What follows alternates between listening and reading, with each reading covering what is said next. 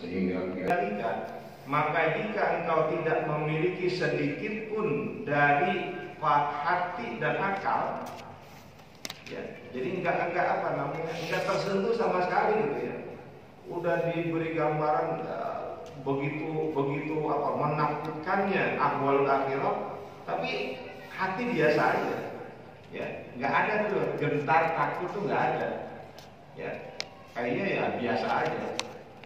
Maka apa kata Habib? Wahdud nafsaka fil an'ami sa'imati fil marwa'i.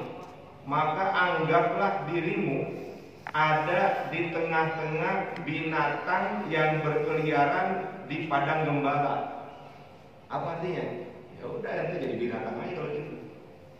Kan apa? Nggak punya hati, nggak ya? Ya kan sama binatang. Walaupun dikasih bagaimanapun gitu, diberikan gambaran kayak apapun yang menakutkan, ya nggak ada apa-apanya, ya. Maka di sini Habib ya agak keras juga nih, kalau saya nyebutnya keras bener gitu. Apa? Fahdud nafsaka fil an'ami sa'imati fil marwa'i.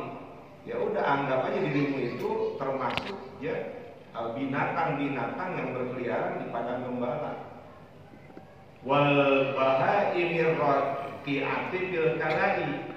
Dan anggaplah dirimu itu binatang ternak, ya, binatang ternak yang sedang mencari makan di padang rumput.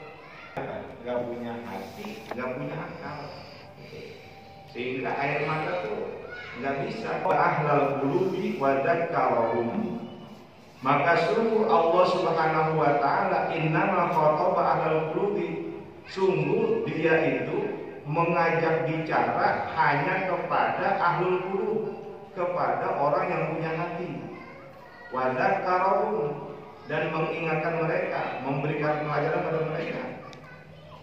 Jadi dalam ayat-ayat Al-Quran, ya, Allah itu khotobah, ya, mengajak bicara, ya, berdialog, ya, kepada manusia yang punya hati dan manusia yang mau belajar.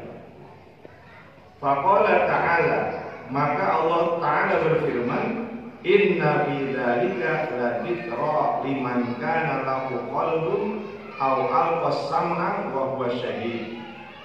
Ya, itu pada surah Qaf ayat 37. Inna fi dzalika, sungguh pada yang demikian itu la dzikra liman kana lahu qalbun.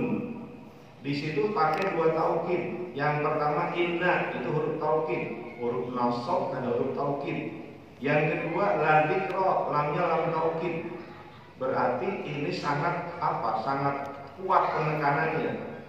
Jadi sungguh hal yang demikian itu sungguh menjadi peringatan bagi orang yang mempunyai hati au al-qasamah, atau yang menggunakan pendengarannya wa huwa syahid, ya, dan dia itu lagi yang menyaksikan. Jadi organ tubuhnya, ya, yang ada pada bagian zahir yaitu pendengaran dan penglihatan itu berfungsi. Firman, kitabun anzalnahu ilaika mubarakun. Ya, inilah sebuah kitab yang kami turunkan kitab tersebut ilaika, kepadamu, mubarakun, ya, yang dipenuhi keberkahan. Liyadabbaru ayati, agar mereka merenungi ayat-ayat kekuasaan Allah, tanda-tanda kekuasaan Allah. Walayatadzakkaru ulul albab, dan agar orang-orang yang berakal itu bisa mengambil pelajaran. Ya. Ini kan gambarannya begitu. Al-Quran kayak begitu. Ya. Makanya sudah jadi rahasia umum, Pak. Ketika negara Amerika Serikat didirikan, itu penyusunan Declaration of Independence, ya, itu jelas mengambil dari Al-Quran. Bagian Maudin, dan pada selain tempat di dalam kitab Al-Quran yang mulia, artinya di dalam ayat yang lain, Allah berfirman, wa ma yadzakkaru illa ulul albab, ya, wa ma yadzakkaru illa ulul albab. dan tidaklah mengambil pelajaran kecuali mereka yang mempunyai akal pikiran. Wahum ulul ukul, yang disebut ulul albab pada ulul ukul, yaitu orang yang mempunyai akal.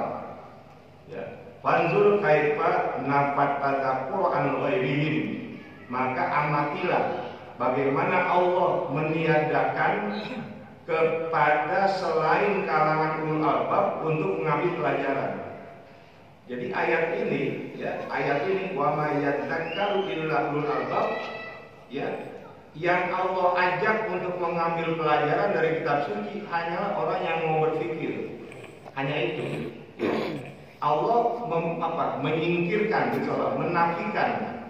menafikan yang selain orang ulul albab untuk bisa mengambil pelajaran. Artinya apa? Orang yang tidak mau memaksimalkan kemampuan akalnya, dia tidak termasuk dalam kelompok orang yang diajak Allah untuk mengambil pelajaran dari Al-Quran. Yaitu orang yang inabah. Siapa inabah? Wa humur raji'una ilaihi. Mereka itulah orang yang kembali kepada Allah.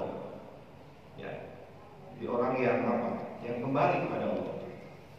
Artinya orang-orang yang mungkin awalnya dia tersesat, bisa jadi belum muslim, kemudian Allah memberikan kekhususan karena dia kemudian ingin menemukan kebenaran, maka akhirnya dia termasuk kelompok inabah, kelompok mayuni, orang yang kembali kepada Allah. Namanya Al-Quran sebagai at-tadakkur, sebagai tempat pembelajaran, yaitu orang-orang yang ahlul khasyah, orang-orang yang takut. Wa humul khaifuna minhu, yaitu orang-orang yang takut kepada Allah. Wa ahlul imani, dan ahlul iman.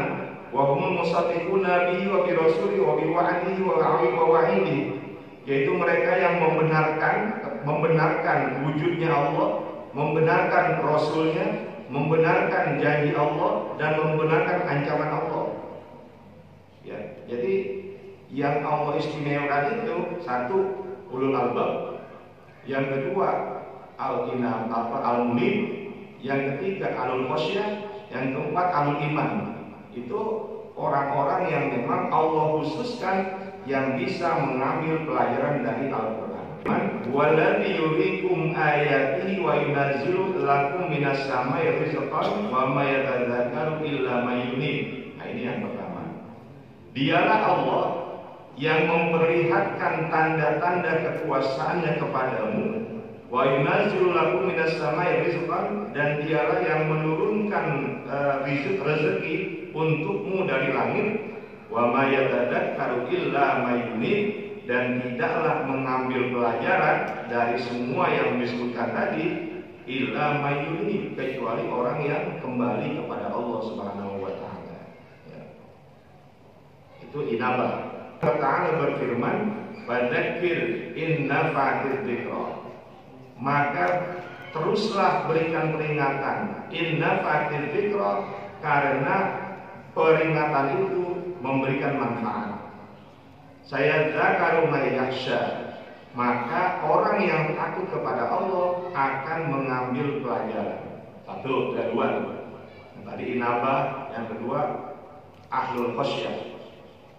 Jadi yang bisa mengambil pelajaran, dzikir fa inna dzikra tanfa'ul mu'minin, dan teruslah berikan peringatan, maka sungguh peringatan tersebut memberikan manfaat kepada orang-orang yang beriman. Itu kan yang tadi ahlul iman, Jadi sekali lagi, yang mampu untuk mempelajari, yang mampu mengambil pelajaran itu hanya 4. Satu ulul albab, kedua ahlul inabah, yang ketiga ahlul khasyah, yang keempat ahlul iman. 4 golongan itu yang Allah berikan kemampuan untuk menjadikan Al-Quran sebagai pembelajaran, ayat-ayat Allah sebagai pembelajaran. Mungkin teringat ingat Pak dengan apa namanya ilmi, maka sungguh mereka itu orang-orang yang tidak beriman a'radu ba'dal ilmi, mereka itu berpaling setelah tahu. Kan begitu modelnya. Mereka tahu itu, mereka tahu benar, tapi mereka berpaling, malah berpaling. Nah, itu kan sama dengan sejarah awal Islam kan. Kenapa orang-orang pembesar Quraisy nggak mau masuk Islam? Padahal mereka tahu itu benar. Ya, kenapa mereka nggak mau itu? Alasannya dua kan? Karena mereka tidak mau meninggalkan agama nenek moyangnya. Yang kedua, mereka tidak mau hilang status sosialnya. Ya, dan mereka mengingkari ya, setelah mengenal, ya, setelah kenal malah mengingkari. Walam yastajibu lillahi wa rasulih, dan mereka tidak memperkenankan, ya, tidak istajabah, ya, jadi tidak mengijabahkan, tidak mau menerima lillahi wa rasul, kepada Allah dan Rasulnya.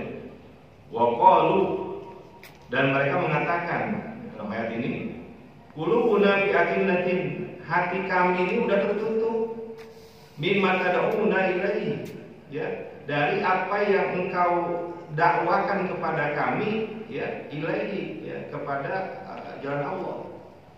Jadi hati kami udah tertutup. Itu alasan mereka gitu kan ya. Padahal sih enggak gitu ya. Cuma ya itu mereka enggak mau aja. Udah tahu, udah paham gitu, tetap nolak. Wa fi adanina waqtun, dan telinga kami udah tersumbat. Wa min baina wa bainaka hijabun, antara kami dan kamu itu ada hijab, ada penghalang. Maka ketika mereka beralasan kayak begitu, ya, hati mereka udah tertutup, telinga mereka itu sudah tersumbat, lalu antara dia dengan Nabi ada hijab yang nggak mungkin bisa ditembus. Fahmal, kata Allah, silakan kamu lakukan semaumu. Innana amilun, sungguh kami pun akan memperlakukan kamu semau kami. Itu kan udah berat itu. Mereka bersumpah kepada Allah dengan sebenar-benar sumpah, ya. Lain ja'ahum nadirun, jika datang kepada mereka seorang yang memberikan peringatan, layakununa ahda min ihdal umam, maka mereka akan menjadi kelompok yang lebih mendapatkan hidayah daripada salah satu dari umat. Artinya apa? Mereka bilang, ya, nanti kalau ada seorang yang memberikan peringatan, artinya membawa agama yang baru, ya, itu mereka akan dapat hidayah daripada umat yang lain. Tapi apa?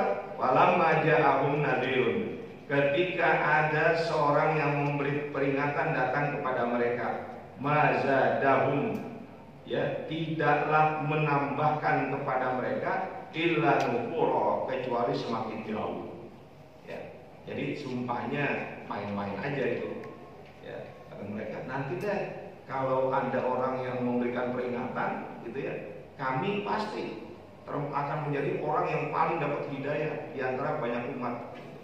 Tapi ternyata ketika Nabi Muhammad datang sebagai nadir, sebagai pemberi peringatan, mereka sama sekali tidak memenuhi janjinya, malah semakin jauh.